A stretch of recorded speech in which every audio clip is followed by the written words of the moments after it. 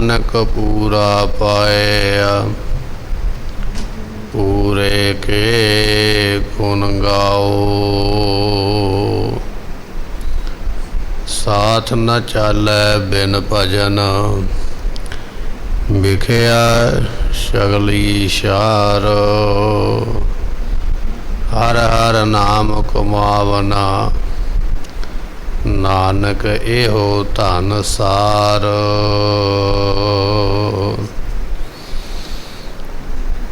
सतपुरख जिन जानिया, सतगुर तिसका नाओ। तिसकै संग सिख उतरै, नानक हर गुण गाओ। बहु शास्त्र बहु सिमरति, पेखै सर्ब टंडोल। पूजस नाही हर हरे, नानक नाम अमोल। सुखाओ होटल गुरु सेविय, ऐनस सहज सुभाए। दर्शन परसिय गुरु कै, जन्म मरण दुख जाय। होवै सिफतक सम्मति, गुर सो कुरसों चटिय। तुद डिठे सचे पातशाह, मल जन्म जन्म दी कटिय। सतनाम श्री वाहिगुरु साहिब जीओ। सोरठ महला पंजवा। पार ब्रह्म होआ सहाई, कथा कीर्तन सुख दाई। गुरपुर की बाणी, जप आनंद करो नित प्राणी। हर साचा सिमरो भाई,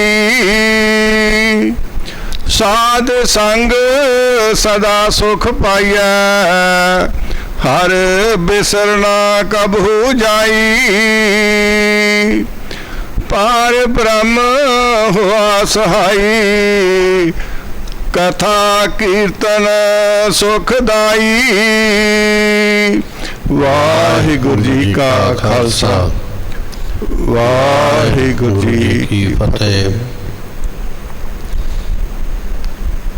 वालिए कुल आलम,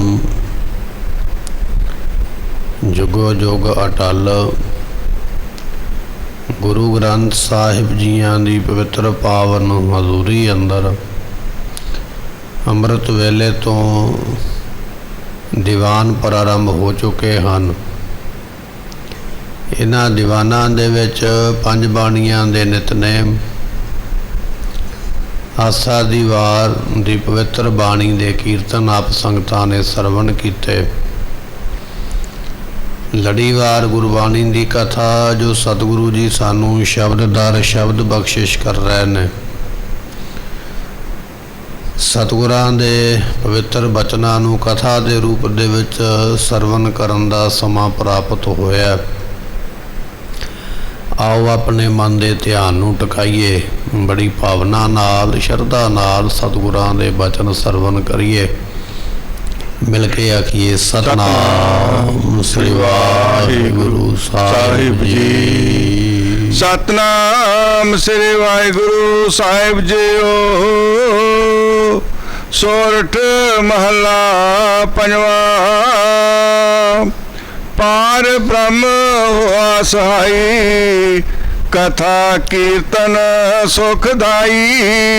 साहिब गुरु अर्जन देव जीआं दा ये पवित्र शब्द आपां सरवण कर रहे हाँ।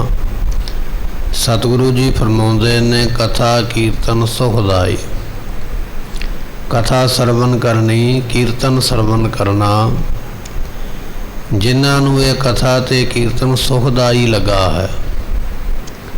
कीर्तन सुन के सानू सुख मिलया है, कीर्तन सुन के सुख मिलता है, कथा सुन के सुख मिलता है। जिन्हां दी ऐसी भावना बनी है, ਜਿਹੜਾ ਰੋਜ਼ ਕਰਮ ਅਸੀਂ ਕਰਦੇ ਹਾਂ, ਇੱਕ ਦਿਨ ਉਹ ਕਰਮ ਨਾ ਕਰੀਏ ਤੇ ਅਸੀਂ ਆਮ ਇਹ ਗੱਲ ਕਹਿ ਦਿੰਦੇ ਅੱਜ ਮੈਂ ਇਹ ਕੰਮ ਨਹੀਂ ਕੀਤਾ, ਅੱਗੇ ਮੈਂ ਰੋਜ਼ ਕਰਦਾ, ਮੈਨੂੰ ਅੱਜ ਘਾਟ ਮਹਿਸੂਸ ਹੋ ਰਹੀ ਹੈ। ਰੋਜ਼ ਇਸ਼ਨਾਨ ਕਰਨ ਵਾਲਾ ਇੱਕ ਦਿਨ ਇਸ਼ਨਾਨ ਨਾ ਕਰੇ, ਇਹ ਗੱਲ ਕਹਿੰਦਾ ਵੀ ਅੱਗੇ ਤੇ ਰੋਜ਼ ਇਸ਼ਨਾਨ ਕਰ ਲਈਦਾ ਪਰ ਅੱਜ ਨਹੀਂ ਹੋਇਆ, ਪਰ ਮੈਨੂੰ ਅੱਜ ਠੀਕ ਨਹੀਂ ਲੱਗਦਾ ਪਿਆ। ਇਸੇ ਤਰ੍ਹਾਂ ਜਿਹੜੇ ਗੁਰਮੁਖ ਰੋਜ਼ ਸਤ ਸੰਗਤ ਦੇ ਸਰੋਵਰ ਵਿੱਚ ਆ ਕੇ ਇਸ਼ਨਾਨ ਕਰਦੇ, ਕਥਾ ਤੇ ਕੀਰਤਨ ਨੂੰ ਸਰਵਨ ਕਰਦੇ, ਇੱਕ ਦਿਨ ਦੀ ਛੁੱਟੀ ਹੋ ਜਾਵੇ, ਇੱਕ ਦਿਨ ਕਥਾ ਕੀਰਤਨ ਨਾ ਸੁਣਿਆ ਜਾਵੇ, ਉਹ ਆਖਦੇ ਆ ਸਾਨੂੰ ਬੜਾ ਘਾਟਾ ਬਣਿਆ ਹੈ, ਅੱਜ ਉਹ ਸਮਾਂ ਸਾਨੂੰ ਮਿਲਿਆ ਨਹੀਂ, ਸਾਡੀ ਰੂਹ ਦੀ ਖੁਰਾਕ, ਆਤਮਾ ਦੀ ਖੁਰਾਕ ਸਾਨੂੰ ਮਿਲੀ ਨਹੀਂ ਹੈ। ਇਹ ਬਚਨ ਉਹਨਾਂ ਦੇ ਪ੍ਰਥਾਏ ਨੇ ਜਿਨ੍ਹਾਂ ਦੀ ਭਾਵਨਾ ਬਣੀ ਹੈ। ਸਤਿਗੁਰੂ ਅਰਜਨ ਦੇਵ ਪਾਤਸ਼ਾਹ ਕਹਿਣ ਲੱਗੇ ਕਥਾ ਕੀਰਤਨ ਸੁਖਦਾਈ, ਕਥਾ ਕੀਰਤਨ ਹੈ ਤੇ ਸੁਖਦਾਇਕ। ਕੀਰਤਨ ਸੁਣੋਗੇ ਆਤਮਿਕ ਸੁਖ ਮਿਲੇਗਾ, ਸਰੀਰਕ ਸੁਖ ਮਿਲੇਗਾ। ਕਥਾ ਸਰਵਨ ਕਰੋਗੇ ਆਤਮਿਕ ਸੁਖ ਮਿਲੇਗਾ, ਜੀਵਨ ਜਾਂਚ ਕਿਵੇਂ ਜਿਉਣਾ ਹੈ ਜੀਵਨ ਉਹ ਸੋਝੀ ਪ੍ਰਾਪਤ ਹੋਵੇਗੀ। ਕਥਾ ਕੀਰਤਨ ਸੁਖ ਦਿੰਦਾ, ਜੀਵਨ ਦੀ ਜਾਂਚ ਸਿਖਾਉਂਦਾ, ਪਰ ਕਥਾ ਕੀਰਤਨ ਨੂੰ ਸਾਰੇ ਸੁਣ ਨਹੀਂ ਸਕਦੇ, ਸਾਰੇ ਬੈਠ ਨਹੀਂ ਸਕਦੇ, ਸਾਰੇ ਕੀਰਤਨ ਵਿੱਚ ਆ ਨਹੀਂ ਸਕਦੇ। ਗੁਰੂ ਅਰਜਨ ਦੇਵ ਪਾਤਸ਼ਾਹ ਫਰਮਾਉਂਦੇ ਜਿਨ੍ਹਾਂ ਨੂੰ ਕਥਾ ਤੇ ਕੀਰਤਨ ਸੁਖਦਾਈ ਲੱਗਾ ਹੈ, ਪਾਰ ਬ੍ਰਹਮ ਹੋਆ ਸਹਾਈ, ਪਾਰ ਬ੍ਰਹਮ ਪਰਮੇਸ਼ਰ ਸਹਾਇਤਾ ਵੀ ਉਹਨਾਂ ਦੀ ਕਰਦਾ। ਸਹਾਇਤਾ ਉਹਨਾਂ ਦੀ ਹੁੰਦੀ ਹੈ ਪਰਮਾਤਮਾ ਦੇ ਵੱਲੋਂ, ਮਦਦ ਉਹਨਾਂ ਦੀ ਹੁੰਦੀ ਹੈ ਜਿਨ੍ਹਾਂ ਨੂੰ ਕੀਰਤਨ ਚੰਗਾ ਲੱਗਾ, ਜਿਨ੍ਹਾਂ ਨੂੰ ਪਰਮਾਤਮਾ ਦੀ ਕੀਰਤੀ ਚੰਗੀ ਲੱਗੀ ਹੈ, ਵਡਿਆਈ ਕਰਨੀ ਜਿਨ੍ਹਾਂ ਨੂੰ ਚੰਗੀ ਲੱਗੀ ਹੈ, ਉਹਨਾਂ ਨੂੰ ਉਹ ਸੁਖਦਾਈ ਪਰਮਾਤਮਾ ਸਹਾਈ ਆ ਕੇ ਹੁੰਦਾ। ਜਿਨ੍ਹਾਂ ਨੂੰ ਪਰਮਾਤਮਾ ਦੇ ਸਰੂਪ ਦੀ ਵਿਚਾਰ ਚੰਗੀ ਲੱਗੀ ਹੈ, ਕਥਾ ਚੰਗੀ ਲੱਗੀ ਹੈ, ਪਰਮਾਤਮਾ ਅਕਾਲ ਪੁਰਖ ਉਹਨਾਂ ਦਾ ਸਹਾਈ ਹੁੰਦਾ ਹੈ। ਪਾਰ ਬ੍ਰਹਮ ਹੋਆ ਸਹਾਈ, ਪਾਰ ਬ੍ਰਹਮ ਪਰਮੇਸ਼ਰ ਉਹਨਾਂ ਦਾ ਸਹਾਈ ਹੋਇਆ। ਕਿਹਨਾਂ ਦਾ? ਕਥਾ ਕੀਰਤਨ ਸੁਖਦਾਈ, ਜਿਨ੍ਹਾਂ ਨੂੰ ਕਥਾ ਤੇ ਕੀਰਤਨ ਸੁਖਦਾਇਕ ਲੱਗਾ ਹੈ। ਤੇ ਜੇ ਬੱਧਾ ਚੱਟੀ ਵਾਲਾ ਮਸਲਾ ਬਣ ਗਿਆ ਨਾ, ਬੈਠਣਾ ਪੈਣਾ, ਆਉਣਾ ਪੈਣਾ, ਜਾਣਾ ਪੈਣਾ, ਅੰਦਰੋਂ ਕੋਈ ਭਾਵਨਾ ਨਹੀਂ ਹੈ, ਫਿਰ ਪ੍ਰਾਪਤੀ ਨਹੀਂ ਹੈ। ਸਤਿਗੁਰੂ ਕਹਿਣ ਲੱਗੇ ਪਰਮੇਸ਼ਰ ਸਹਾਇਤਾ ਉਹਨਾਂ ਦੀ ਕਰਦਾ ਹੈ ਜਿਹੜੇ ਕਥਾ ਤੇ ਕੀਰਤਨ ਨੂੰ ਪਿਆਰ ਕਰਦੇ ਨੇ। ਐਸੀਆਂ ਜਿਹੜੀਆਂ ਗੁਰਮੁਖ ਰੂਹਾਂ ਨੇ ਉਹਨਾਂ ਦੀ ਪਰਮੇਸ਼ਰ ਸਹਾਇਤਾ ਕਰਦਾ ਹੈ। ਗੁਰਪੁਰੇ ਕੀ ਬਾਣੀ ਜਪ ਆਨੰਦ ਕਰੋ ਨਿਤ ਪ੍ਰਾਣੀ। ਸਤਿਗੁਰੂ ਪਾਤਸ਼ਾਹ ਕਹਿਣ ਲੱਗੇ ਹੈ ਪ੍ਰਾਣਾਧਾਰੀ ਜੀਵ ਪੂਰਿਆਂ ਗੁਰਾਂ ਦੀ ਬਾਣੀ ਨੂੰ ਜਪਿਆ ਕਰ। ਮਹਾਰਾਜ ਕਦੋਂ ਜਪਾਂ? ਕਿਉਂਕਿ ਸਾਡੇ ਕੋਲ ਸਵਾਲ ਬਹੁਤੇ ਨੇ, ਕਰਨਾ ਅਸੀਂ ਕੁਝ ਨਹੀਂ ਹੈ। ਬਹੁਤੇ ਸਵਾਲਾਂ ਵਿੱਚੋਂ ਇੱਕ ਸਵਾਲ ਇਹ ਹੈ ਵੀ ਬਾਣੀ ਕਦੋਂ ਪੜ੍ਹਾਂ, ਉਹ ਟਾਈਮ ਕਿਹੜਾ, ਮੈਨੂੰ ਟਾਈਮ ਦੱਸ ਦਿਓ। ਮੰਨ ਲਓ ਜੇ ਟਾਈਮ ਦਾ ਪਤਾ ਵੀ ਲੱਗ ਗਿਆ ਨਾ ਵੀ ਅੰਮ੍ਰਿਤ ਵੇਲੇ ਬਾਣੀ ਪੜ੍ਹਨੀ ਹੈ, ਫਿਰ ਦੂਜਾ ਸਵਾਲ ਇਹ ਖੜਾ ਹੋ ਜਾਣਾ ਵੀ ਅੱਜ ਤੇ ਮੇਰੇ ਤੋਂ ਉੱਠਿਆ ਨਹੀਂ ਗਿਆ, ਅੱਜ ਅੰਮ੍ਰਿਤ ਵੇਲਾ ਨਹੀਂ ਸਾਂਭਿਆ ਗਿਆ, ਇਹਦਾ ਮਤਲਬ ਅੱਜ ਛੁੱਟੀ ਹੈ, ਅੱਜ ਨਾ ਬਾਣੀ ਪੜ੍ਹੋ। ਬਹਾਨਾ ਮਿਲ ਗਿਆ ਨਾ। ਬਹਾਨਾ ਇਹ ਮਿਲਿਆ ਹੈ ਵੀ ਆਖਿਆ ਇਹ ਸੀ ਵੀ ਅੰਮ੍ਰਿਤ ਵੇਲੇ ਬਾਣੀ ਪੜ੍ਹਨੀ ਹੈ, ਅੰਮ੍ਰਿਤ ਵੇਲੇ ਤੇ ਉੱਠਿਆ ਨਹੀਂ ਗਿਆ। ਬਾਕੀ ਜਿਹੜੇ 23 ਘੰਟੇ 20 ਘੰਟੇ ਨੇ ਉਹ ਹੁਣ ਆਪਾਂ ਕੰਮਾਂ ਕਾਰਾਂ ਵਿੱਚ ਲਾ ਦਈਏ, ਕਿਉਂਕਿ ਬਾਣੀ ਦਾ ਟਾਈਮ ਤੇ ਲੰਘ ਗਿਆ ਹੈ, ਬਹਾਨਾ ਮਿਲ ਗਿਆ। ਸਤਿਗੁਰੂ ਕਹਿਣ ਲੱਗੇ ਨਹੀਂ, ਕਥਾ ਕੀਰਤਨ ਨੂੰ ਸਰਵਨ ਕਰਦਾ ਹੈ ਗੁਰਬਾਣੀ ਪੜ੍ਹਨ ਵਾਲਿਆ, ਨਿਤ ਬਾਣੀ ਪੜ੍ਹਿਆ ਕਰ। ਨਿਤ ਤੋਂ ਭਾਵ ਹਰ ਸਮੇਂ ਬਾਣੀ ਪੜ੍ਹ ਸਕਦਾ, ਜਿਹੜਾ ਮਰਜ਼ੀ ਸਮਾਂ ਹੋਵੇ, ਭਾਵੇਂ ਰਾਤ ਹੈ, ਭਾਵੇਂ ਦਿਨ ਹੈ, ਦੁਪਹਿਰ ਹੈ, ਸਵੇਰ ਹੈ, ਸ਼ਾਮ ਹੈ, ਗੁਰਬਾਣੀ ਦਾ ਪਾਠ ਤੇ ਜਦੋਂ ਮਰਜ਼ੀ ਕਰ ਸਕਦਾ। ਗੁਰਪੂਰੇ ਕੀ ਬਾਣੀ, ਪਰ ਪਾਠ ਕਰਨਾ ਕਿਹੜਾ? ਬੜੇ ਬੜੇ ਦੁਨੀਆ ਤੇ ਗੁਰਮੁਖੋ ਮੰਤਰ ਬਣੇ ਨੇ। ਅੱਜ ਤੁਸੀਂ ਦੁਕਾਨ ਤੇ ਜਾਓਗੇ ਨਾ ਲਿਟਰੇਚਰ ਲੈਣ ਵਾਸਤੇ, ਉੱਥੇ ਬੜੇ ਬੜੇ ਮੰਤਰਾਂ ਦੀਆਂ ਕਿਤਾਬਾਂ ਮਿਲਣਗੀਆਂ। ਇਹਦੇ 'ਚ ਫਲਾਣੀ ਕਿਤਾਬ ਦਾ ਮੰਤਰ ਹੈ, ਇਹਦੇ 'ਚ ਲਾਲ ਕਿਤਾਬ ਦਾ ਮੰਤਰ ਹੈ, ਇਹਦੇ 'ਚ ਇਹ ਮੰਤਰ ਹੈ, ਬੜੇ ਬੜੇ ਮੰਤਰ ਮਿਲਣਗੇ ਪੜ੍ਹਨ ਵਾਸਤੇ। ਟੈਲੀਵਿਜ਼ਨ ਲਾ ਲਵੋ, ਸਾਹਮਣੇ ਬੈਠ ਜਾਵੋ, ਉਹਦੇ ਤੇ ਬੜਾ ਕੁਝ ਆਵੇਗਾ। ਸਾਡੇ ਕੋਲੋਂ ਆ ਮੰਤਰਿਆ ਹੋਇਆ ਧਾਗਾ ਮੰਗਾ ਲਵੋ, ਸਾਡੇ ਕੋਲ ਆ ਮੰਤਰਿਆ ਹੋਇਆ ਫਲਾਣੀ ਵਸਤੂ ਮੰਗਾ ਲਵੋ, ਘਰ ਦੇ ਵਿੱਚ ਰੱਖ ਲਵੋ, ਸਾਰਾ ਕੁਝ ਹੀ ਆਏਗਾ। ਤੇ ਸਾਡੇ ਦੇਸ਼ ਵਿੱਚ ਮਨਮਤ ਇੰਨੀ ਹੈ, ਸਾਡੇ ਦੇਸ਼ ਵਿੱਚ ਪਖੰਡ ਇੰਨਾ ਹੈ, ਸਾਡੇ ਦੇਸ਼ ਵਿੱਚ ਭਰਮ ਇੰਨਾ ਹੈ। ਅਸੀਂ ਦੌੜੇ ਜਾਂਦੇ ਹਾਂ, ਹਜ਼ਾਰਾਂ ਰੁਪਈਏ ਖਰਚ ਕੇ ਉਹ ਮੰਤਰ ਘਰੇ ਲੈ ਕੇ ਆਂਦਾ, ਉਹ ਨਿਸ਼ਾਨੀ ਘਰੇ ਲੈ ਕੇ ਆਂਦੀ। ਹੁਣ ਸਾਨੂੰ ਕੰਮ ਕਰਨ ਦੀ ਲੋੜ ਨਹੀਂ ਹੈ, ਹੁਣ ਤੇ ਮੰਤਰ ਘਰ ਵਿੱਚ ਆ ਗਿਆ, ਕੰਮ ਤੇ ਆਪ ਹੀ ਹੋਈ ਜਾਣਗੇ। ਇਹ ਬੜਾ ਕੁਝ ਚੱਲਦਾ ਪਿਆ ਮਾਰਕੀਟ ਦੇ ਵਿੱਚ, ਸੰਸਾਰ ਵਿੱਚ ਬੜਾ ਕੁਝ ਚੱਲਦਾ। ਲੋਕਾਂ ਦੀ ਦਸਾਂ ਨੋਵਾਂ ਦੀ ਕਿਰਤ ਨੂੰ ਠੱਗਣ ਵਾਸਤੇ ਬੜਾ ਕੁਝ ਕੀਤਾ ਜਾਂਦਾ। ਮਹਾਰਾਜ ਕਹਿੰਦੇ ਇੱਥੇ ਦੁਨੀਆ ਦੇ ਮੰਤਰਾਂ ਨੇ ਕੁਝ ਨਹੀਂ ਕਰਨਾ, ਇੱਥੇ ਲਾਲ ਕਿਤਾਬਾਂ ਦੇ ਮੰਤਰਾਂ ਨੇ ਕੁਝ ਨਹੀਂ ਕਰਨਾ, ਇੱਥੇ ਜਾਦੂ ਟੂਣਿਆਂ ਨੇ ਕੁਝ ਨਹੀਂ ਕਰਨਾ। ਇਹ ਤੂੰ ਕਿਹੜੇ ਕੰਮਾਂ ਵਿੱਚ ਪੈ ਗਿਆ? ਗੁਰਪੂਰੇ ਕੀ ਬਾਣੀ, ਜੇ ਕੁਝ ਕਰਨਾ ਚਾਹੁੰਦਾ ਤਾਂ ਪੂਰੇ ਗੁਰੂ ਦੀ ਬਾਣੀ ਪੜ੍ਹ, ਜਿੱਥੇ ਸਾਰੇ ਮੰਤਰ ਫੇਲ ਹੋ ਜਾਂਦੇ, ਜਿੱਥੇ ਦੁਨੀਆ ਦਾ ਕੋਈ ਮੰਤਰ ਚੱਲਦਾ ਨਹੀਂ ਹੈ। ਸਾਹਿਬ ਗੁਰੂ ਨਾਨਕ ਦੇਵ ਪਾਤਸ਼ਾਹ ਜਦੋਂ ਬੰਗਾਲ ਦੀ ਧਰਤੀ ਤੇ ਗਏ, ਅਸਾਮ ਦੀ ਧਰਤੀ ਤੇ ਗਏ, ਤੇ ਕਹਿੰਦੇ ਇੱਥੇ ਬਹੁਤ ਜ਼ਿਆਦਾ ਜਾਦੂ ਟੂਣੇ ਕਰਨ ਵਾਲੇ, ਮੰਤਰ ਪੜ੍ਹਨ ਵਾਲੇ ਬੜੇ ਜਾਦੂਗਰ ਰਹਿੰਦੇ। ਤੇ ਭਾਈ ਮਰਦਾਨਾ ਜੀ ਨੇ ਬੇਨਤੀ ਕੀਤੀ, ਕਹਿਣ ਲੱਗਾ ਮਹਾਰਾਜ ਭੁੱਖ ਤੇ ਪਿਆਸ ਦੋਨੇ ਹੀ ਲੱਗ ਗਏ, ਜੇ ਆਪ ਦੀ ਆਗਿਆ ਹੋਵੇ ਤੇ ਮੈਂ ਜਾਵਾਂ ਨਗਰ ਵਿੱਚੋਂ ਕੁਝ ਲੈ ਕੇ ਛਕ ਲਵਾਂ। ਤੇ ਸਤਿਗੁਰੂ ਕਹਿਣ ਲੱਗੇ ਭਾਈ ਮਰਦਾਨਾ ਜੀ ਇਲਾਕਾ ਠੀਕ ਨਹੀਂ ਹੈ। ਕਹਿਣ ਲੱਗਾ ਮਹਾਰਾਜ ਆਪਾਂ ਸਾਧੂ ਸੰਤ, ਆਪਾਂ ਨੂੰ ਇਲਾਕੇ ਨਾਲ ਕੀ ਹੈ, ਕਿਹੜਾ ਕਿਸੇ ਦਾ ਮਾੜਾ ਕਰਨਾ, ਦੋ ਪ੍ਰਸ਼ਾਦੇ ਛਕਾਂਗਾ ਤੇ ਮੈਂ ਆ ਜਾਵਾਂਗਾ। ਸਤਿਗੁਰਾਂ ਨੇ ਆਗਿਆ ਦਿੱਤੀ। ਜਦੋਂ ਕਿਸੇ ਮਾਈ ਬੀਬੀ ਦੇ ਦਰਵਾਜ਼ੇ ਅੱਗੇ ਜਾ ਕੇ ਆਵਾਜ਼ ਲਗਾਈ ਨਾ, ਤੇ ਕਹਿਣ ਲੱਗੇ ਜਾਦੂ ਕਰਨੀ ਹੈ, ਬੜੇ ਟੂਣੇ ਕਰਨੇ ਜਾਣਦੀ, ਬੜੇ ਮੰਤਰ ਪੜ੍ਹਨੇ ਜਾਣਦੀ ਹੈ। ਤੇ ਭਾਈ ਮਰਦਾਨੇ ਨੇ ਪਾਣੀ ਮੰਗਿਆ ਤੇ ਉਹਨੇ ਇਸ਼ਾਰੇ ਨਾਲ ਅੰਦਰ ਬੁਲਾ ਲਿਆ। ਘਰ ਦੇ ਵਿਹੜੇ ਵਿੱਚ ਭਾਈ ਮਰਦਾਨਾ ਜੀ ਗਏ ਤੇ ਉਹਨੇ ਬੜੀ ਫੁਰਤੀ ਦੇ ਨਾਲ, ਬੜੀ ਚਲਾਕੀ ਦੇ ਨਾਲ ਮੰਤਰਿਆ ਹੋਇਆ ਧਾਗਾ ਗਲ ਵਿੱਚ ਪਾ ਕੇ ਤੇ ਮੰਤਰ ਪੜ੍ਹਿਆ ਤੇ ਭੇਡੂ ਬਣ ਗਿਆ। ਕੁਝ ਸਮਾਂ ਲੰਘਿਆ ਤੇ ਸਤਿਗੁਰੂ ਪੁੱਛਣ ਲੱਗੇ, ਕਹਿਣ ਲੱਗੇ ਭਾਈ ਬਾਲਾ ਜੀ ਆਪਣਾ ਸਾਥੀ ਨਹੀਂ ਆਇਆ, ਹੁਣ ਜਾਣਦੇ ਤੇ ਮਹਾਰਾਜ ਸਾਰਾ ਕੁਝ ਹੀ ਨਾ। ਤੇ ਸਤਿਗੁਰੂ ਚਲਦਿਆਂ ਚਲਦਿਆਂ ਪੁੱਛਦਿਆਂ ਉਹ ਘਰ ਪਹੁੰਚ ਗਏ, ਜਿਸ ਘਰ ਦੇ ਵਿੱਚ ਭਾਈ ਮਰਦਾਨਾ ਜੀ ਨੂੰ ਬਣਾਇਆ ਹੋਇਆ ਬੰਧਕ। ਤੇ ਜਦੋਂ ਸਤਿਗੁਰੂ ਪਹੁੰਚੇ ਤੇ ਮਹਾਰਾਜ ਨੇ ਪੁੱਛਿਆ, ਕਹਿਣ ਲੱਗੇ ਵੀ ਇੱਥੇ ਸਾਡਾ ਇੱਕ ਸੰਗੀ ਸਾਥੀ ਆਇਆ, ਮੁੱਕਰ ਗਏ। ਕਹਿਣ ਲੱਗੇ ਵੀ ਨਾ ਇੱਥੇ ਕੋਈ ਨਹੀਂ ਆਇਆ।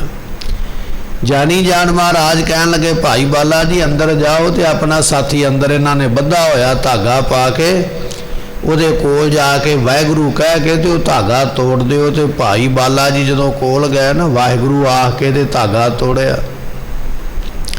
ਤੇ ਮੰਤਰਿਆ ਹੋਇਆ ਸਭ ਕੁਝ ਉੱਥੇ ਹੀ ਰਹਿ ਗਿਆ। ਤੇ ਭਾਈ ਮਰਦਾਨਾ ਜੀ ਵਾਪਸ ਜਦੋਂ ਸਤਿਗੁਰਾਂ ਦੇ ਕੋਲ ਆਏ, ਹੁਣ ਮਹਾਰਾਜ ਵਿਖਾਉਣਾ ਚਾਹੁੰਦੇ ਇਹਨਾਂ ਨੂੰ ਕੌਤਕ, ਜਿਹੜੇ ਸਿਰ ਤੇ ਇਹਨਾਂ ਨੇ ਘੜੇ ਚੁੱਕੇ ਹੋਏ ਸੀ ਨਾ ਪਾਣੀ ਲਿਆਉਣ ਵਾਸਤੇ, ਉਹ ਘੜੇ ਸਿਰਾਂ ਦੇ ਉੱਪਰ ਹੀ ਜੰਮ ਗਏ। ਹੁਣ ਉਤਾਰਨਾ ਚਾਹੁੰਦੀਆਂ ਜਾਦੂ ਕਰਨੀਆਂ, ਪਰ ਉਤਰਦੇ ਨਹੀਂ।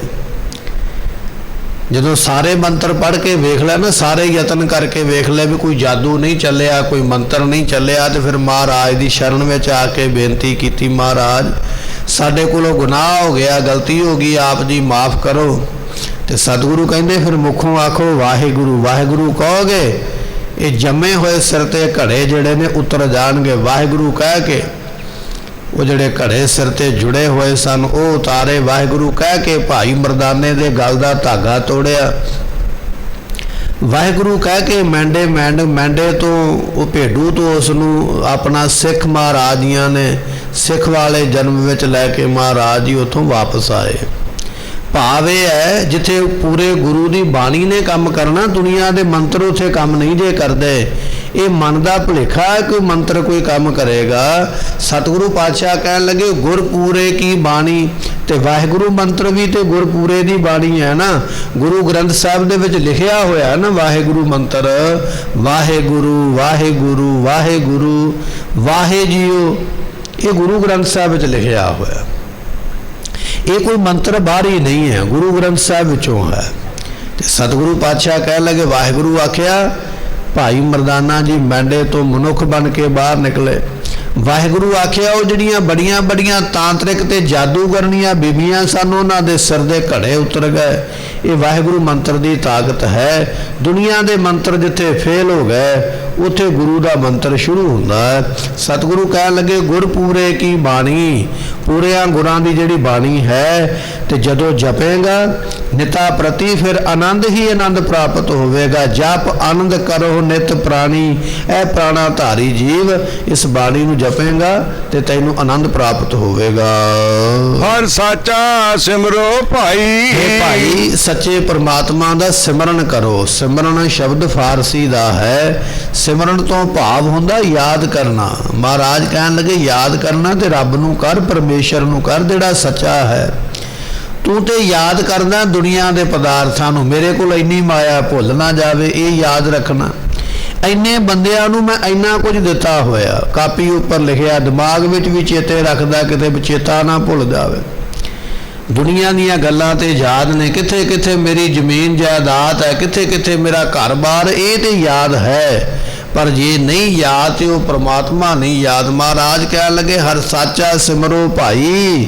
ਐ ਭਰਾਵਾ ਜੇ ਯਾਦ ਰੱਖਣਾ ਤੇ ਸੱਚੇ ਨੂੰ ਰੱਖ, ਉਹਦਾ ਸਿਮਰਨ ਕਰ, ਉਹਨੂੰ ਯਾਦ ਕਰ ਜਿਸ ਨੇ ਦੁਨੀਆ ਨੂੰ ਬਣਾਇਆ ਹੈ। ਸਾਧ ਸੰਗ ਸਦਾ ਸੁਖ ਪਾਈਐ। ਸਾਧ ਸੰਗਤ ਵਿੱਚ ਆ ਕੇ ਸੁਖ ਮਿਲਦਾ ਹੈ। ਇਹ ਮਨ ਵਿੱਚ ਗੱਲ ਕਿਤੇ ਰਹਿ ਨਾ ਜਾਵੇ ਵੀ ਸੰਗਤ ਵਿੱਚ ਚੱਲਿਆ ਤੇ ਮੈਨੂੰ ਘਾਟਾ ਪਵੇਗਾ। ਕਈ ਵਾਰੀ ਅਸੀਂ ਸੋਚਦੇ ਆ ਨਾ ਮੈਂ ਫਲਾਣੇ ਕੰਮ ਤੇ ਜਾਣਾ, ਪਰ ਮੇਰਾ ਤੇ ਜੀ ਕਰਦਾ ਮੈਂ ਮੱਥਾ ਵੀ ਟੇਕ ਲਵਾਂ, ਜੀ ਕਰਦਾ ਸੰਗਤ ਵਿੱਚ ਕਥਾ ਵੀ ਸੁਣਾ, ਕੀਰਤਨ ਵੀ ਸੁਣਾ।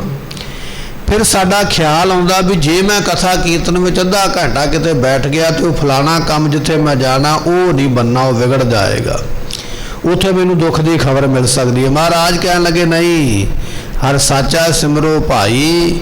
ਤੇ ਸਤਿਗੁਰੂ ਪਾਤਸ਼ਾਹ ਕਹਿਣ ਲੱਗੇ ਸਾਧ ਸੰਗ ਸਦਾ ਸੁਖ ਪਾਈਐ। ਸੰਗਤ ਵਿੱਚੋਂ ਸੁਖ ਮਿਲਦਾ ਹੈ, ਕਦੇ ਦੁੱਖ ਦੀ ਖਬਰ ਮਿਲਦੀ ਨਹੀਂ। ਇੱਥੇ ਆਇਆ ਤੇਰੇ ਕੰਮ ਵਿਗੜਨਗੇ ਨਹੀਂ, ਸਗੋਂ ਬਣ ਜਾਣਗੇ। ਸਤਿਗੁਰੂ ਪਾਤਸ਼ਾਹ ਕਹਿਣ ਲੱਗੇ ਸਾਧ ਸੰਗਤ ਵਿੱਚ ਸਦਾ ਸੁਖ ਪ੍ਰਾਪਤ ਹੁੰਦੇ ਹਨ। ਹਰ ਬਿਸਰਨਾ ਕਬੂ ਜਾਈ। ਜਿਹੜੇ ਸੰਗਤ ਵਿੱਚ ਆਉਂਦੇ ਨੇ ਨਾ ਤੇ ਪ੍ਰਮਾਤਮਾ ਫਿਰ ਉਹਨਾਂ ਨੂੰ ਭੁੱਲਦਾ ਨਹੀਂ, ਉਹ ਪ੍ਰਮਾਤਮਾ ਨੂੰ ਭੁੱਲਦੇ ਨਹੀਂ, ਕਿਉਂਕਿ ਬਖਸ਼ਿਸ਼ ਇੱਥੋਂ ਮਿਲ ਜਾਣੀ ਹੈ ਨਾ। ਸੰਗਤ ਵਿੱਚੋਂ ਬਖਸ਼ਿਸ਼ ਮਿਲਣੀ ਹੈ ਪ੍ਰਮਾਤਮਾ ਦੇ ਨਾਮ ਨੂੰ ਜਪਣ ਦੀ। ਸਾਡੇ ਮੋਬਾਈਲ ਦੀ ਬੈਟਰੀ ਖਤਮ ਹੋ ਜਾਵੇ ਤੇ ਅਸੀਂ ਚਾਰਜ ਲਾ ਕੇ ਝਾਟੀ ਉਹਨੂੰ ਬਿਜਲੀ ਤੋਂ ਚਾਰਜ ਕਰ ਲਈਦਾ। ਉਹ 8-10 ਘੰਟੇ 12-15 ਘੰਟੇ ਫਿਰ ਚੱਲ ਪੈਂਦਾ। ਜਦੋਂ ਫਿਰ ਮੁੱਕਣ ਲੱਗਦਾ ਫਿਰ ਉਸ ਨੂੰ ਤਾਰ ਲਾ ਕੇ ਭਰ ਲਈਦਾ, ਫਿਰ ਉਹ 15-20 ਘੰਟੇ ਕੱਢ ਦਿੰਦਾ। ਇਹ ਸਾਧ ਸੰਗਤ ਵੀ ਕੁਝ ਇਸੇ ਤਰ੍ਹਾਂ ਦੀ ਹੈ। ਜਿਹੜਾ ਸੰਗਤ ਵਿੱਚ ਆਉਂਦਾ ਉਹ ਇੱਥੇ ਚਾਰਜ ਹੋ ਜਾਂਦਾ, ਉਹਨੂੰ ਕਰੰਟ ਮਿਲ ਜਾਂਦਾ, ਉਹਨੂੰ ਇੱਥੋਂ ਤਾਕਤ ਮਿਲ ਜਾਂਦੀ ਹੈ ਪ੍ਰਮਾਤਮਾ ਦੇ ਨਾਮ ਨੂੰ ਜਪਣ ਦੀ, ਪ੍ਰਮਾਤਮਾ ਨੂੰ ਯਾਦ ਕਰਨ ਦੀ। ਤੇ ਸਤਿਗੁਰੂ ਪਾਤਸ਼ਾਹ ਕਹਿਣ ਲੱਗੇ ਭਾਈ ਸਾਧ ਸੰਗ ਸਦਾ ਸੁਖ ਪਾਈਏ, ਹਰ ਬਿਸਰ ਨਾ ਕਬਹੂ ਜਾਈ। ਜਿਹੜੇ ਸਤ ਸੰਗਤ ਵਿੱਚ ਆ ਕੇ ਬੈਠਦੇ ਨੇ ਉਹ ਪ੍ਰਮਾਤਮਾ ਨੂੰ ਫਿਰ ਭੁੱਲਦੇ ਨਹੀਂ, ਕਿਉਂਕਿ ਪ੍ਰਮਾਤਮਾ ਸੰਗਤ ਵਿੱਚ ਉਹਨਾਂ ਤੇ ਬਖਸ਼ਿਸ਼ ਕਰਦਾ ਹੈ। ਉਹ ਗੁਰਮੁਖ ਫਿਰ ਹਰ ਵੇਲੇ ਉਸ ਨੂੰ ਯਾਦ ਰੱਖਦੇ ਹਨ। ਅੰਮ੍ਰਿਤ ਨਾਮ ਪਰਮੇਸ਼ਰ ਤੇਰਾ, ਜੋ ਸਿਮਰੈ ਸੋ ਜੀਵਾ। ਪਰਮੇਸ਼ਰ ਦਾ ਨਾਮ ਅੰਮ੍ਰਿਤ ਹੈ ਤੇ ਅੰਮ੍ਰਿਤ ਦਾ ਕੰਮ ਹੈ ਮੌਤ ਤੋਂ ਰਹਿਤ ਕਰਨਾ। ਜੇ ਆਪਾਂ ਜ਼ਹਿਰ ਖਾ ਲਈਏ ਤੇ ਮੌਤ ਹੋ ਜਾਂਦੀ ਹੈ, ਅੰਮ੍ਰਿਤ ਲੈ ਲਈਏ ਤੇ ਮੌਤ ਤੋਂ ਬਚ ਜਾਈਦਾ। ਸਤਿਗੁਰੂ ਕਹਿਣ ਲੱਗੇ ਅੰਮ੍ਰਿਤ ਨਾਮ ਪਰਮੇਸ਼ਰ ਤੇਰਾ, ਇਹ ਪਰਮੇਸ਼ਰ ਤੇਰਾ ਨਾਮ ਅੰਮ੍ਰਿਤ ਹੈ, ਮੌਤ ਤੋਂ ਰਹਿਤ ਕਰਨ ਵਾਲਾ। ਅੰਮ੍ਰਿਤ ਮੌਤ ਤੋਂ ਰਹਿਤ ਕਰਨ ਵਾਲਾ ਤੇਰਾ ਨਾਮ ਹੈ। ਜਿਹੜਾ ਵੀ ਤੇਰੇ ਨਾਮ ਨੂੰ ਸਿਮਰੇਗਾ ਸੋ ਜੀਵੈ। ਅਸਲ ਵਿੱਚ ਜਿਉਣਾ ਤੇ ਉਹਦਾ, ਜਿਹਨੇ ਨਾਮ ਨਹੀਂ ਜਪਿਆ ਕਾਹਦਾ ਜਿਉਣਾ। ਆਪਾਂ ਸਾਖੀ ਪੜ੍ਹਦੇ ਨਾ ਗੁਰੂ ਨਾਨਕ ਸਾਹਿਬ ਪਾਤਸ਼ਾਹ ਦੇ ਜੀਵਨ ਦੀ। ਇੱਕ ਨਗਰ ਦੇ ਬਾਰ-ਬਾਰ ਮਹਾਰਾਜ ਬੈਠੇ ਤੇ ਨਗਰ ਦੀਆਂ ਮੜੀਆਂ ਦੇ ਉੱਪਰ ਲਿਖਿਆ ਹੋਇਆ 5 ਸਾਲ 7 ਸਾਲ 2 ਸਾਲ 1 ਸਾਲ। ਤੇ ਭਾਈ ਮਰਦਾਨਾ ਜੀ ਨੇ ਪੜ੍ਹਿਆ, ਮੜੀਆਂ ਦੇ ਉੱਪਰ ਲਿਖੀ ਹੋਈ ਡੇਟ ਤਰੀਕ, ਤੇ ਗੁਰੂ ਨਾਨਕ ਸਾਹਿਬ ਨੂੰ ਪੁੱਛਿਆ। ਕਹਿਣ ਲੱਗਾ ਮਹਾਰਾਜ ਵੀ ਇਸ ਪਿੰਡ ਵਿੱਚ ਤੇ ਬਹੁਤੀ ਵੱਡੀ ਭਿਆਨਕ ਬਿਮਾਰੀ ਹੈ। ਮਹਾਰਾਜ ਕਹਿੰਦੇ ਕਿਉਂ? ਕਹਿੰਦਾ ਵੇਖੋ ਜੀ ਉਮਰਾਂ ਕਿਸੇ ਦੀ ਬਹੁਤੀ ਹੋਈ ਨਹੀਂ, ਕੋਈ 5 ਸਾਲਾਂ ਬਾਅਦ ਮਰ ਗਿਆ, ਕੋਈ 2 ਸਾਲਾਂ ਦਾ ਮਰ ਗਿਆ, ਕੋਈ 6 ਮਹੀਨੇ ਹੋ ਕੇ ਮਰਿਆ। ਵੱਡੀ ਉਮਰਾਂ ਨਹੀਂ ਭੋਗੀ ਕਿਸੇ ਨੇ, ਕੋਈ ਬਿਮਾਰੀ ਹੋਵੇਗੀ। ਸਤਿਗੁਰੂ ਕਹਿਣ ਲੱਗੇ ਨਹੀਂ ਭਾਈ ਮਰਦਾਨਾ ਜੀ, ਅਸਲ ਦੇ ਵਿੱਚ ਇਹ ਉਮਰਾਂ ਲਿਖੀ ਹੈ ਜਿਹੜੀ ਉਮਰਾਂ ਇਹਨਾਂ ਨੇ ਪਰਮੇਸ਼ਰ ਦੇ ਨਾਮ ਦੇ ਵਿੱਚ ਬਤੀਤ ਕੀਤੀ ਹੈ। ਵੀ ਇੰਨਾ ਸਮਾਂ ਅਸੀਂ ਜਿਉਏ ਹਾਂ, इन्ना समा असी जिउंदे रहे हैं जिन्ना समा असी बाणी पढ़ी सिमरन कीता, जिहड़ा असी धंधियां विच उमरां बतीत करदी वो तो गिनती मिनती विच नहीं आई, वो तो निष्फल चले गई। गिणी वो गई है जिहड़ी बंदगी दे विच बतीत हुई है। ते सतगुरु पातशाह कहन लगे भाई अमृत नाम परमेश्वर तेरा जो सिमरै सो जीवै, जिन्हें तेरे नाम नू सिमरिया असल विच जिउना भी उहदा ही है, जीविया भी उही है जिन्हें नाम जपिया है। बाकी दुनिया का काहदा जिउना है। नाम जपण वाले जिन्ना समा नाम जपदे आखां जीवां विसरै मर जाओ, आखण औखा साचा नाओ। जदों मैं तेरे नाम नू जपदा मैनू जिंदगी मिलदी, जीवन मिलदा। जदों तेरे नाम नू भुल जांदा मैं ते आत्मिक मौत मर जांदा, ऐसी हालत हो जाती है। जिसनो कर्म प्राप्त होवे सो जन निर्मल थीवै। सतगुरां नू पुछया महाराज ये बख्शिश मिलदी किथों है? महाराज कहन लगे जिसनों कर्म, कर्म नाम तेरे पिछले कर्मां दा, पिछे तू की करके आया, किन्ने पाप किन्ने पुण्य किन्ने की कुछ कीता है, ये पिछले कर्मां दे करके तैनू संगत मिलेगी, पिछले कर्मां दे करके ही तैनू नाम जपना मिलेगा। क्योंकि भागां बिना नहीं ना कुछ मिलता, बिन भागां सत संग ना लभै। जे संगत विच आके बैठे हो, ये भागां बिना संगत नहीं मिलती, भावें यतन भी कर लईए।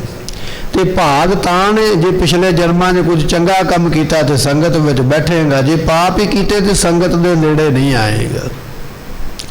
वो पाप तैनू संगत दे नेड़े नहीं आउण देवेगा। महाराज कहन लगे भाई जिसनों कर्म प्राप्त होवे, जिस दे पिछले चंगे कर्म ने, कोई चंगा दान पुण्य कीता है, किसी दी असीस लई है, किसी दी दुआ लई है, उहदे नाल संगत प्राप्त हुंदी है। चंगियां भागां दे नाल बाणी पढ़ी जाती है, फिर बख्शिश करते हैं। जिसनो कर्म प्राप्त होवे, गुरमुखो कर्म नाम इत्थे गुरु की कृपा दा है, जां फिर गुरु कृपा कर देवे। संगत विच आया ना, मत्था टेकिया, तरला कीता, ऐ सतगुरु रहम करो मैनू अपनी संगत विच निवाजो, मैं इत्थे रोज़ बैठिया करां। जदों संगत विच आउंदे हो ना, मत्था टेकदे हो, साडी बहुती हालत यह है भी असीं दुनिया के पदार्थ मंगदे, आ भी मिल जावे, आ भी मिल जावे। जदों महाराज दे सामने खड़ के अरदास करदे हो ना, उदों ये मंगिया करो भी महाराज मैनू इन्ना उद्यम दे, इन्ना मैनू बल दे कि मैं किसी ना किसी बहाने तेरी संगत विच आउंदा रवां, संगत विच आके मैनू बैठना मिले, ये मैनू दात दिओ। अरदास ये करया करो ते सतगुरु फिर अरदास सुन लैणगे, तेरे भागां कर्मां विच लिख देणगे संगत करनी। ते फिर कोई बहाना इहो जिहा बनाउणगे, तू संगत विच अपने आप ही प्राप्त हो जाएगा। दुनिया दे पदार्थ मंगदा पिया, जिहड़े नाल नहीं जाने, मंगना ते उहनूं मंग जिन्हें दुनिया बनाई है, जिन्हें पदार्थ बनाए। संगत विच आके अरदास कर, सतगुरु मेरे ते ये कृपा करो मैनू संगत करन दा बल मिले, उत्साह मिले, बहाना मिले, मैं संगत विच बैठ के तुहाडी बाणी पढ़ सकां ते सुन सकां। जिसनों कर्म प्राप्त होवे, कर्म नाम इत्थे बख्शिश दा है, जिन्हां दे उपर गुरु दी बख्शिश होई है, उन्होंने फिर उहदे नाम नू भुलिया नहीं, उन्होंने उहदे नाम नू कदे विसारिया नहीं। ये बड़ी वड्डी बख्शिश है, जिन्हां नू गुरु ने आख्या तैनू परमात्मा ना भुले, ये बड़ी वड्डी दात है। पर ये गुरु कृपा करे ते तां ये कर्म प्राप्त हुंदा, तां ये बख्शिश प्राप्त हुंदी है। सो जन निर्मल थीवै, जिन्नू सत संगत मिल गई ते फिर वो तो गुरमुख निर्मल हो गया ना। निर्मल नाम है निर्मल, मल नाम मैल दा, जिहड़ा मैल तो रहत हो जावे उहनूं कहा जांदा निर्मल। संगत विच आए जरूर हाँ, पर साडे मन विच कोई ना कोई मैल ते जरूर है, कदे ईरखा दी, कदे द्वैश दी, कदे मोह दी, कदे पाप दी, कोई ना कोई मैल लगी हुई है। पर जिन्हां ने संगत मंगी है ना, महाराज कहन लगे सो जन निर्मल थीवै, वो तो फिर मैल तो रहत हो गए, मैल नहीं उन्हां दे नेड़े आ गई, वो पवित्र हो गए। जिया हो निर्मल, बाहर हो निर्मल, वो अंदरों भी निर्मल, वो बाहरों भी निर्मल। ਬਾਹਰੋਂ ਨਿਰਮਲ ਹੋਏ ਨੇ ਗੁਰੂ ਦੀ ਬਾਣੀ ਸੁਣ ਕੇ, ਅੰਦਰੋਂ ਨਿਰਮਲ ਹੋਏ ਨੇ ਗੁਰੂ ਦੀ ਬਾਣੀ ਸੁਣ ਕੇ, ਬਾਣੀ ਪੜ੍ਹ ਕੇ, ਸੰਗਤ ਵਿੱਚ ਬੈਠ ਕੇ ਉਹ ਗੁਰਮੁਖ ਅੰਦਰੋਂ ਬਾਹਰੋਂ ਨਿਰਮਲ ਪਵਿੱਤਰ ਹੋ ਜਾਂਦੇ ਹਨ। ਬਿਗਨ ਬਿਨਾਸਨ ਸਭ ਦੁਖ ਨਾਸਨ, ਗੁਰ ਚਰਣੀ ਮਨ ਲਾਗਾ। ਗੁਰੂ ਦੇ ਚਰਨ ਕਿਹੋ ਜਿਹੇ ਨੇ? ਗੁਰੂ ਦੇ ਚਰਨਾਂ ਤੇ ਮੱਥਾ ਕਿਉਂ ਟੇਕਣਾ ਚਾਹੀਦਾ? ਮੱਥਾ ਇਸ ਭਾਵਨਾ ਨੂੰ ਰੱਖ ਕੇ ਟੇਕ, ਮੇਰੇ ਗੁਰੂ ਦੇ ਚਰਨ ਮੇਰੇ ਸਾਹਮਣੇ ਨੇ, ਮੈਂ ਉਹਨਾਂ ਚਰਨਾਂ ਦੇ ਉੱਪਰ ਸਿਰ ਰੱਖ ਕੇ ਉਹਨਾਂ ਚਰਨਾਂ ਨੂੰ ਹੱਥਾਂ ਵਿੱਚ ਫੜ ਕੇ ਮੈਂ ਮੱਥਾ ਟੇਕਦਾ ਪਿਆ। ਇਹ ਤੇਰੀ ਭਾਵਨਾ ਹੋਣੀ ਚਾਹੀਦੀ ਹੈ। ਪਰ ਅਸੀਂ ਇਸ ਭਾਵਨਾ ਤੋਂ ਬੜੇ ਪਰੇ ਹੋ ਗਏ। ਅਸੀਂ ਮੱਥਾ ਝੁਕੇ ਨਹੀਂ ਟੇਕਦੇ, ਅਸੀਂ ਮੱਥਾ ਇਸ ਤਰੀਕੇ ਨਾਲ ਨਹੀਂ ਟੇਕਦੇ ਵੀ ਮੈਂ ਆਪਣੇ ਗੁਰੂ ਦੇ ਚਰਨ ਹੱਥਾਂ ਵਿੱਚ ਫੜ ਕੇ ਮੱਥਾ ਟੇਕਦਾ ਪਿਆ। ਸਾਡੇ ਉੱਪਰ ਦੂਜੇ ਮੱਤਾਂ ਦਾ ਬੜਾ ਪ੍ਰਭਾਵ ਪੈ ਗਿਆ। ਅਸੀਂ ਦੂਜਿਆਂ ਦੇ ਵਾਂਗ ਹੀ ਗੁਰਦੁਆਰੇ ਗੁਰੂ ਘਰ ਆ ਕੇ ਉਸੇ ਤਰ੍ਹਾਂ ਹੀ ਕਰਦੇ। ਸਤਿਗੁਰੂ ਕਹਿਣ ਲੱਗੇ ਗੁਰੂ ਦੇ ਚਰਨਾਂ ਤੇ ਮਸਤਕ ਲਾਉਣ ਦਾ ਭਾਵ ਇਹ ਹੈ, ਗੁਰੂ ਦੇ ਚਰਨਾਂ ਤੇ ਮੱਥਾ ਟੇਕੀਏ ਤੇ ਕੀ ਮਿਲਦਾ ਹੈ? ਗੁਰੂ ਇਹ ਕਿਰਪਾ ਕਰਦਾ ਬਿਘਨ ਬਿਨਾਸਨ, ਜਿਹੜੇ ਤੇਰੇ ਜ਼ਿੰਦਗੀ ਵਿੱਚ ਵਿਘਨ ਪੈਣ ਵਾਲੇ, ਰੁਕਾਵਟਾਂ ਪੈਣ ਵਾਲੀਆਂ, ਝਗੜੇ ਪੈਣ ਵਾਲੇ, ਕਲੇਸ਼ ਪੈਣ ਵਾਲੇ, ਗੁਰੂ ਦੇ ਚਰਨਾਂ ਤੇ ਮੱਥਾ ਟੇਕਿਆ ਭਾਵਨਾ ਦੇ ਨਾਲ, ਗੁਰੂ ਝਗੜੇ ਸਾਰੇ ਤੇਰੇ ਖਤਮ ਕਰ ਦੇਵੇਗਾ। ਗੁਰੂ ਤੇਰੇ ਰਸਤੇ ਦੀਆਂ ਪੈਣ ਵਾਲੀਆਂ ਰੁਕਾਵਟਾਂ ਸਾਰੀਆਂ ਦੂਰ ਕਰ ਦੇਵੇਗਾ, ਮੁਸੀਬਤਾਂ ਦੂਰ ਕਰ ਦੇਵੇਗਾ। ਵਿਘਨ ਤੋਂ ਭਾਵ ਰੁਕਾਵਟ ਪੈ ਜਾਣੀ, ਮੁਸੀਬਤ ਪੈ ਜਾਣੀ, ਦੁੱਖ ਪੈ ਜਾਣਾ, ਬਿਪਤਾ ਪੈ ਜਾਣੀ। ਜੇ ਗੁਰੂ ਦੀ ਸ਼ਰਨ ਵਿੱਚ ਆਵੇਂਗਾ, ਬਿਘਨ ਬਿਨਾਸਨ ਸਭ ਦੁੱਖ ਨਾਸਨ। ਜੇ ਕੋਈ ਦੁੱਖ ਲੱਗਾ ਨਾ, ਸਰੀਰ ਨੂੰ ਬਿਮਾਰੀ ਲੱਗ ਗਈ ਹੈ, ਤੇ ਬਿਮਾਰੀ ਵੀ ਪੂਰਾ ਗੁਰੂ ਮੇਟਦਾ ਹੈ। ਸ੍ਰੀ ਹਰਿਮੰਦਰ ਸਾਹਿਬ ਦੀ ਧਰਤੀ, ਗੁਰੂ ਰਾਮਦਾਸ ਪਾਤਸ਼ਾਹ ਦਾ ਦਰ। ਅੱਜ ਵੀ ਆਪਾਂ ਅਖਬਾਰਾਂ ਦੇ ਵਿੱਚ, ਟੈਲੀਵਿਜ਼ਨ ਦੇ ਵਿੱਚ ਵੇਖਦੇ ਹਨ, ਖਬਰਾਂ ਆਉਂਦੀਆਂ ਹਨ, ਸੋਸ਼ਲ ਮੀਡੀਆ ਤੇ, ਕੋਈ ਲੱਤੋਂ ਅਪਾਹਜ ਹੈ, ਉਸ ਨੂੰ ਲੱਤਾਂ ਮਿਲ ਗਈਆਂ, ਗਿਆ ਤੇ ਉਹ ਰੇਹੜੀ ਦੇ ਉੱਪਰ, ਗਿਆ ਤੇ ਉਹ ਸਾਈਕਲ ਦੇ ਉੱਪਰ, ਗਿਆ ਤੇ ਉਹ ਰਿੜਦਾ ਹੋਇਆ, ਕੋਈ ਚੁੱਕੇ ਲੈ ਕੇ ਗਿਆ ਦਰਬਾਰ ਦੇ ਅੰਦਰ, ਪਰ ਆਇਆ ਜਦੋਂ ਬਾਹਰ ਆਪਣੀਆਂ ਲੱਤਾਂ ਤੇ ਤੁਰ ਕੇ ਆਇਆ। ਸਤਿਗੁਰੂ ਸਭ ਦੁੱਖ ਨਾਸਨ, ਉਹਦਾ ਇਹ ਅਪਾਹਜ ਪੁਣੇ ਦਾ ਦੁੱਖ ਮਹਾਰਾਜ ਨੇ ਦੂਰ ਹੀ ਕਰ ਦਿੱਤਾ। ਕੋਈ ਚਲਾ ਗਿਆ, ਬੋਲਿਆ ਨਹੀਂ ਜਾਂਦਾ, ਗੂੰਗਾ ਹੈ, ਗੁਰੂ ਰਾਮਦਾਸ ਪਾਤਸ਼ਾਹ ਦੇ ਦਰ ਤੇ ਜਾ ਕੇ ਮੱਥਾ ਟੇਕਿਆ, ਉਸ ਨੂੰ ਜ਼ੁਬਾਨ ਪ੍ਰਾਪਤ ਹੋ ਗਈ, ਉਹ ਬੋਲਣ ਲੱਗ ਪਿਆ, ਆਖਣ ਲੱਗ ਪਿਆ, ਧੰਨ ਗੁਰੂ ਰਾਮਦਾਸ, ਧੰਨ ਗੁਰੂ ਰਾਮਦਾਸ। ਇਹ ਮੁਖੋਂ ਉਹਦੇ ਬਚਨ ਨਿਕਲਣ ਲੱਗ ਪਏ। ਕੋਈ ਇਹੋ ਜਿਹਾ ਚਲਾ ਗਿਆ ਗੁਰੂ ਦੇ ਦਰ ਤੇ ਜਿਹਨੂੰ ਦੀਦਾ ਨਹੀਂ ਹੈ, ਅੰਨਾ ਹੈ। ਗੁਰੂ ਰਾਮਦਾਸ ਪਾਤਸ਼ਾਹ ਦੀ ਚੌਖਟ ਤੇ ਜਾ ਕੇ ਮੱਥਾ ਟੇਕਿਆ, ਭਾਵਨਾ ਦੇ ਨਾਲ ਅਰਦਾਸ ਕੀਤੀ ਤੇ ਸਤਿਗੁਰਾਂ ਨੇ ਉਸ ਨੂੰ ਨੇਤਰਾਂ ਦੀ ਬਖਸ਼ਿਸ਼ ਕਰ ਦਿੱਤੀ। ਐਸੀਆਂ ਦਾਤਾਂ ਗੁਰੂ ਦੇ ਕੋਲੋਂ ਅੱਜ ਵੀ ਪ੍ਰਾਪਤ ਹੁੰਦੀਆਂ ਪਈਆਂ। ਤੇ ਸਤਿਗੁਰੂ ਕਹਿਣ ਲੱਗੇ ਬਿਘਨ ਬਿਨਾਸਨ ਸਭ ਦੁੱਖ ਨਾਸਨ। ਦੁੱਖ ਤੇਰੇ ਸਰੀਰ ਨੂੰ ਲੱਗਾ ਹੋਵੇ, ਉਹ ਦੁੱਖ ਵੀ ਗੁਰੂ ਦੂਰ ਕਰ ਦਿੰਦਾ ਹੈ। ਜੇ ਦੁੱਖ ਤੇਰੀ ਆਤਮਾ ਨੂੰ ਲੱਗਾ ਹੋਇਆ, ਅੰਦਰੋਂ ਦੁਖੀ ਹੈ ਕਿਸੇ ਕਲੇਸ਼ ਕਰਕੇ, ਕਿਸੇ ਪਰਿਵਾਰ ਦੇ ਮੈਂਬਰ ਕਰਕੇ, ਕਿਸੇ ਰਿਸ਼ਤੇਦਾਰ ਦੇ ਕਰਕੇ, ਸਤਿਗੁਰੂ ਅੰਦਰੋਂ ਵੀ ਤੈਨੂੰ ਇੰਨਾ ਤਾਕਤਵਰ ਕਰ ਦਿੰਦੇ, ਅੰਦਰੋਂ ਵੀ ਤੇਰੇ ਦੁੱਖਾਂ ਨੂੰ ਉਹ ਕੱਟ ਹੀ ਦਿੰਦੇ, ਖਤਮ ਹੀ ਕਰ ਦਿੰਦੇ, ਉਹ ਦੁੱਖ ਰਹਿਣ ਨਹੀਂ ਦਿੰਦੇ। ਇਤਿਹਾਸ ਪੜ੍ਹ ਲਾ ਭਾਈ ਤਾਰੂ ਸਿੰਘ ਜੀਆਂ ਦਾ। ਸਾਡੇ ਨਿੱਕਾ ਜਿਹਾ ਕੰਡਾ ਕਿਤੇ ਪੈਰ ਤੇ ਚੁੱਭ ਜਾਵੇ ਤੇ ਅਸੀਂ ਕਈ ਦਿਨ ਪੈਰ ਨਹੀਂ ਧਰਤੀ ਤੇ ਲਾਉਂਦੇ, ਹਾਏ ਦਰਦ ਹੁੰਦੀ ਹੈ, ਹਾਏ ਪੀੜ ਹੁੰਦੀ ਹੈ। ਗੁਰੂ ਕੇ ਸਿੱਖ ਦਾ ਸੀਸ ਵੱਢਿਆ ਗਿਆ, ਕੱਟਿਆ ਗਿਆ। ਸਾਡੇ ਮੱਥੇ ਦੇ ਜਿਹੜੇ ਭਰਵੱਟੇ ਨੇ ਨਾ, ਇੱਥੋਂ ਰੱਖ ਕੇ ਜਲਾਦ ਨੇ ਤਿੱਖੀ ਸ਼ਸਤਰ ਦੇ ਨਾਲ, ਤਿੱਖੀ ਰੰਬੀ ਦੇ ਨਾਲ ਅੱਧਾ ਖੋਪੜਾ, ਅੱਧਾ ਸਿਰ ਉਡਾ ਦਿੱਤਾ। ਦਰਦ ਕਿੰਨੀ ਹੈ, ਪੀੜ ਕਿੰਨੀ ਹੈ, ਪਰ ਗੁਰੂ ਇਹੋ ਜਿਹਾ ਸਮਰੱਥ ਹੈ। 22 ਦਿਨ ਗੁਰੂ ਕਾ ਸਿੱਖ ਜਿਉਂਦਾ ਰਿਹਾ। 22 ਦਿਨ ਚੌਂਕੜੇ ਵਿੱਚ ਬੈਠਾ, ਸਿਮਰਨ ਦੇ ਵਿੱਚ ਲੀਨ। ਸਤਿਗੁਰੂ ਪਾਤਸ਼ਾਹ ਕਹਿਣ ਲੱਗੇ ਬਿਘਨ ਬਿਨਾਸਨ ਸਭ ਦੁੱਖ ਨਾਸਨ। ਗੁਰੂ ਤੇ ਤੇਰਾ ਇੰਨਾ ਸਮਰੱਥ ਹੈ, ਇੱਥੇ ਤੇ ਸਿਰ ਲੱਥੇ ਵਾਲਿਆਂ ਨੂੰ, ਵੱਡੇ ਵਾਲਿਆਂ ਨੂੰ ਵੀ ਉਹ ਦਰਦ ਨਹੀਂ ਹੋਣ ਦਿੰਦਾ, ਦੁੱਖ ਦੂਰ ਕਰ ਦਿੰਦਾ। ਤੂੰ ਤੇ ਸਹੀ ਸਲਾਮਤ ਹੈ, ਤੈਨੂੰ ਦੁੱਖ ਵੀ ਨਹੀਂ ਹੋਣ ਦੇਵੇਗਾ। ਐਸੀ ਬਖਸ਼ਿਸ਼ ਹੁੰਦੀ ਹੈ। ਗੁਣ ਗਾਵਤ ਅਚੁੱਤ ਅਬਿਨਾਸੀ, ਗੁਰ ਚਰਨੀ ਮਨ ਲਾਗਾ। ਪਰ ਇਹ ਦਾਤਾਂ ਕਿਹਨਾਂ ਨੂੰ ਮਿਲੀਆਂ? ਜਿਨ੍ਹਾਂ ਦਾ ਮਨ ਗੁਰੂ ਚਰਨਾਂ ਨਾਲ ਲੱਗਾ ਹੈ। ਗੁਰੂ ਦੇ ਚਰਨ ਇਹੋ ਜਿਹੇ ਨੇ ਜਿਹੜੇ ਗੁਰੂ ਚਰਨਾਂ ਦੇ ਨਾਲ ਮਨ ਕਰਕੇ ਲੱਗੇ ਨੇ, ਉਹਨਾਂ ਦੇ ਵਿਘਨ ਵੀ ਖਤਮ ਹੋ ਜਾਂਦੇ, ਉਹਨਾਂ ਦੇ ਦੁੱਖ ਵੀ ਖਤਮ ਹੋ ਜਾਂਦੇ। ਐਸੀ ਦਾਤ ਉਹਨਾਂ ਗੁਰਮੁਖਾਂ ਨੂੰ ਪ੍ਰਾਪਤ ਹੁੰਦੀ ਹੈ। ਗੁਣ ਗੁਣ ਗਾਵਤ ਅਚੋਤ ਅਵਿਨਾਸੀ।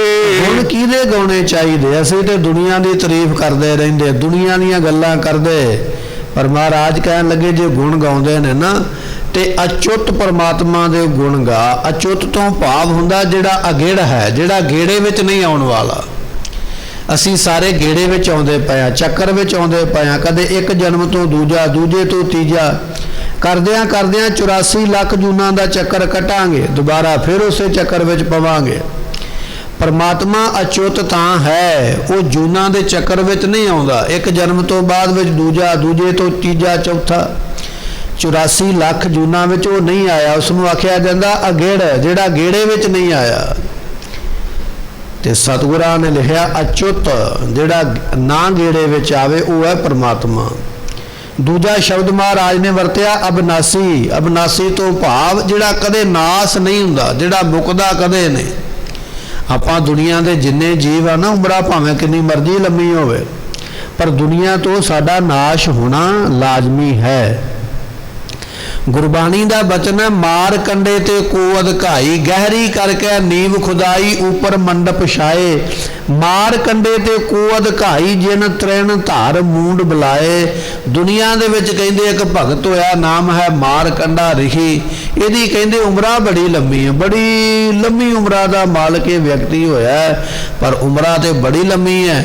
ਪਰ ਅੱਜ ਉਹ ਮਾਰ ਕੰਡਾ ਸਰੀਰ ਕਰਕੇ ਤੇ ਨਹੀਂ ਨਾ ਬੈਠਾ ਦੁਨੀਆ ਤੋਂ, ਤੇ ਉਹ ਵੀ ਚਲਾ ਗਿਆ। ਲੰਮੀ ਤੋਂ ਲੰਮੀ ਉਮਰਾਂ ਵਾਲਾ ਵੀ ਦੁਨੀਆ ਨੂੰ ਛੱਡ ਕੇ ਚਲਾ ਗਿਆ। ਮਾਰ ਕੰਡੇ ਦੀ ਉਮਰਾਂ ਬੜੀ ਲੰਮੀ ਹੈ, ਪਰ ਅੱਜ ਦੁਨੀਆ ਵਿੱਚ ਨਹੀਂ। ਇਹਦਾ ਮਤਲਬ ਇਹ ਹੈ ਵੀ ਉਹਦਾ ਵੀ ਤੇ ਨਾਸ਼ ਹੋਇਆ ਨਾ, ਸਰੀਰ ਮੁੱਕਿਆ ਹੈ। ਪਰਮਾਤਮਾ ਇੱਕ ਇਹੋ ਜਿਹੀ ਤਾਕਤ ਹੈ ਜਿਹੜਾ ਅਬਨਾਸੀ, ਜਿਹਦਾ ਕਦੇ ਨਾਸ਼ ਹੁੰਦਾ ਹੀ ਨਹੀਂ, ਉਹ ਪਰਮਾਤਮਾ। ਸਤਿਗੁਰੂ ਪਾਤਸ਼ਾਹ ਕਹਿਣ ਲੱਗੇ ਗੁਣ ਗਾਵਤ, ਐਸੇ ਪਰਮਾਤਮਾ ਦੇ ਗੁਣ ਗਾ ਜਿਹੜਾ ਕਦੇ ਨਾਸ਼ ਨਹੀਂ ਹੁੰਦਾ।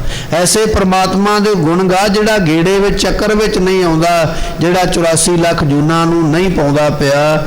ਉਸ ਪਰਮਾਤਮਾ ਦੇ ਗੁਣ ਗਾ। ਜੇ ਤੂੰ ਗੁਣ ਗਾਉਣੇ ਨੇ, ਬੰਦਿਆਂ ਦੇ ਗੁਣ ਗਾਉਣੇ ਛੱਡ ਦੇ। ਜਿਨ੍ਹਾਂ ਦੇ ਗੁਣ ਗਾਉਂਦਾ ਪਿਆ ਉਹਨਾਂ ਨੇ ਕੋਈ ਨਹੀਂ ਦੁਨੀਆ ਤੇ ਰਹਿਣਾ। ਗੁਣ ਉਹਦੇ ਗਾ ਜਿਹੜਾ ਸਦਾ ਰਹਿਣ ਵਾਲਾ ਹੈ। ਗੁਣ ਗਾਵਾਂ ਦਿਨ ਰਾਤ ਨਾਨਕ ਚਾਓ, ਇਹੋ ਵਿਸਰ ਨਾਹੀ ਦਾਤਾਰ, ਆਪਣਾ ਨਾਮ ਦੇਹੋ। ਇਹ ਬਖਸ਼ਿਸ਼ ਗੁਰੂ ਕੋਲੋਂ ਪ੍ਰਾਪਤ ਕਰ। ਅੰਦਨ ਹਰ ਰੰਗ ਜਾਗਾ। ਗੁਰਮੁਖ ਨੇ ਨਾ ਅੰਨ ਦਿਨ ਦਿਨੇ ਰਾਤ ਪਰਮਾਤਮਾ ਦੇ ਰੰਗ ਪ੍ਰੇਮ ਦੇ ਵਿੱਚ ਹੀ ਉਹ ਜਾਗਦੇ ਰਹਿੰਦੇ। ਉਹਨਾਂ ਨੂੰ ਪ੍ਰੇਮ ਦੇ ਵਿੱਚ ਨੀਂਦ ਹੀ ਨਹੀਂ ਆਉਂਦੀ ਹੈ। ਅਸੀਂ ਗੁਟਕਾ ਸਾਹਿਬ ਫੜ ਲਈਏ ਨਾ, ਸੁਖਮਨੀ ਸਾਹਿਬ ਦੀਆਂ 2-4 ਹੀ ਅਸ਼ਟਪਦੀਆਂ ਹੋਈਆਂ ਤੇ ਸਾਨੂੰ ਉਬਾਸੀਆਂ ਆਉਂਦੀਆਂ, ਫਿਰ ਅੱਖਾਂ ਵਿੱਚ ਪਾਣੀ, ਦਲਿੱਦਰ, ਲੱਕ ਦਰਦ ਹੋਣ ਲੱਗ ਪੈਂਦਾ। ਜੀ ਕਰਦਾ ਵੀ ਗੁਟਕਾ ਸਾਹਿਬ ਕੋਈ ਹੱਥੋਂ ਆ ਕੇ ਫੜ ਕੇ ਪਰੇ ਰੱਖ ਦੇਵੇ, ਮੈਂ ਤੇ ਇੱਥੇ ਹੀ ਢੇਰੀ ਹੋ ਜਾਣਾ। ਸਾਡੀ ਐਸੀ ਹਾਲਤ ਹੈ, ਬਾਣੀ ਪੜ੍ਹਨ ਲੱਗ ਪਈਏ ਸਾਡੀ ਐਸੀ ਹਾਲਤ ਹੋ ਜਾਂਦੀ ਹੈ, ਉਸੇ ਵੇਲੇ ਨੀਂਦ ਆਉਣ ਲੱਗ ਪੈਂਦੀ ਹੈ। ਇਹ ਸਾਡੇ ਵਰਗਿਆਂ ਪਾਪੀ ਆਤਮਾਵਾਂ ਦੀ ਹਾਲਤ ਹੈ। ਪਰ ਮਹਾਰਾਜ ਕਹਿਣ ਲੱਗੇ ਜਿਹੜੇ ਗੁਰਮੁਖ ਨੇ ਅੰਨ ਦਿਨ ਦਿਨੇ ਰਾਤ ਰੱਬ ਦੇ ਰੰਗ ਦੇ ਵਿੱਚ ਪ੍ਰੇਮ ਦੇ ਵਿੱਚ ਭਿੱਜੇ ਹੋਏ, ਉਹਨਾਂ ਨੂੰ ਨਹੀਂ ਸਰੀਰ ਦੀ ਨੀਂਦ ਸਤਾਉਂਦੀ ਹੈ, ਨਹੀਂ ਉਹਨਾਂ ਨੂੰ ਮਨਮੁਖਤਾਈ ਦੀ ਨੀਂਦ ਸਤਾਉਂਦੀ ਹੈ, ਨਹੀਂ ਉਹਨਾਂ ਨੂੰ ਅਵਿਦਿਆ ਦੀ ਨੀਂਦ ਸਤਾਉਂਦੀ ਹੈ। ਗੁਰਮੁਖ ਦਿਨੇ ਰਾਤ ਉਹਦੇ ਪ੍ਰੇਮ ਦੇ ਵਿੱਚ ਰੰਗੇ ਹੋਏ, ਉਹਦੇ ਨਾਮ ਨੂੰ ਜਪਦੇ। ਅਣਦਿਨ ਹਰ ਰੰਗ ਜਾਗਾ, ਦਿਨੇ ਰਾਤ ਉਹ ਗੁਰਮੁਖ ਪਰਮਾਤਮਾ ਦੇ ਪ੍ਰੇਮ ਦੇ ਵਿੱਚ ਜਾਗਦੇ ਰਹਿੰਦੇ, ਨਾਮ ਜਪਦੇ ਹਨ। ਮਨ ਇੱਛੇ ਸੇ ਫਲ ਪਾਏ। ਗੁਰੂ ਦੀ ਸੰਗਤ ਵਿੱਚ ਆ ਕੇ ਮਨ ਇੱਛਤ ਫਲ ਪ੍ਰਾਪਤ ਹੁੰਦਾ। ਮਨ ਇੱਛਤ ਆਪਣੀ ਮਰਜ਼ੀ ਮੁਤਾਬਕ।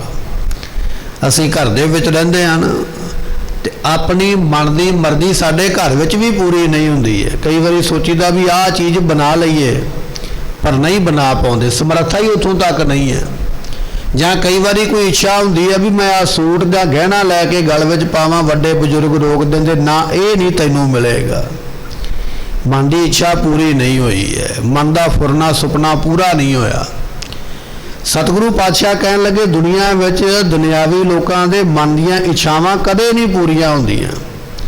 ਜੇ ਮਨ ਦੀਆਂ ਇੱਛਾਵਾਂ ਪੂਰੀਆਂ ਹੋ ਜਾਣ ਤੇ ਬੰਦਾ ਭੱਜਾ ਨਾ ਫਿਰੇ, ਦੌੜਿਆ ਨਾ ਫਿਰੇ। ਇਹ ਦੌੜ ਭੱਜ ਤਾਂ ਬਣੀ ਹੋਈ ਹੈ, ਇੱਛਾ ਨਹੀਂ ਪੂਰੀ ਹੁੰਦੀ, ਅੱਗੇ ਤੋਂ ਅੱਗੇ ਵੱਧਦੀ ਜਾਂਦੀ ਹੈ। ਸਤਿਗੁਰੂ ਫਰਮਾਉਂਦੇ ਮਨ ਇੱਛੇ, ਮਨ ਇੱਛਤ ਸੇਈ ਫਲ ਪਾਏ। ਉਹ ਫਲ ਮਿਲ ਜਾਂਦੇ ਜਿਹੜੇ ਦੁਨੀਆ ਵਿੱਚ ਮਾਂ-ਬਾਪ ਨਹੀਂ ਦੇ ਸਕਿਆ, ਦੁਨੀਆ ਵਿੱਚ ਦੁਨੀਆ ਦੇ ਲੋਕ ਨਹੀਂ ਦੇ ਸਕੇ, ਜਿਹੜੇ ਰਾਜੇ ਮਹਾਰਾਜਿਆਂ ਨੂੰ ਵੀ ਪ੍ਰਾਪਤ ਨਾ ਹੋਏ, ਉਹ ਜਿਹੜੀਆਂ ਇਛਾਵਾਂ ਨੇ ਗੁਰੂ ਕੋਲੋਂ ਪ੍ਰਾਪਤ ਹੋ ਜਾਂਦੀਆਂ। ਮਨ ਇੱਛੇ ਸੇਈ ਫਲ ਪਾਏ, ਮਨ ਇੱਛਤ ਉਹ ਫਲ ਗੁਰਮੁਖਾਂ ਨੂੰ ਪ੍ਰਾਪਤ ਹੁੰਦੇ ਹਨ। ਹਰ ਕੀ ਕਥਾ ਸੁਹੇਲੀ, ਜਿਨ੍ਹਾਂ ਨੂੰ ਗੁਰੂ ਦੀ ਕਥਾ ਸੁਹੇਲੀ ਕਹੀਏ, ਸੁੰਦਰ ਲੱਗੀ ਹੈ। ਕਥਾ ਤੋਂ ਭਾਵ ਹੁੰਦਾ ਸਰੂਪ ਦੀ ਵਿਚਾਰ, ਪਰਮਾਤਮਾ ਦੇ ਸਰੂਪ ਦੀ ਵਿਚਾਰ ਕਰਨੀ, ਉਹਨੂੰ ਕਿਹਾ ਜਾਂਦਾ ਕਥਾ।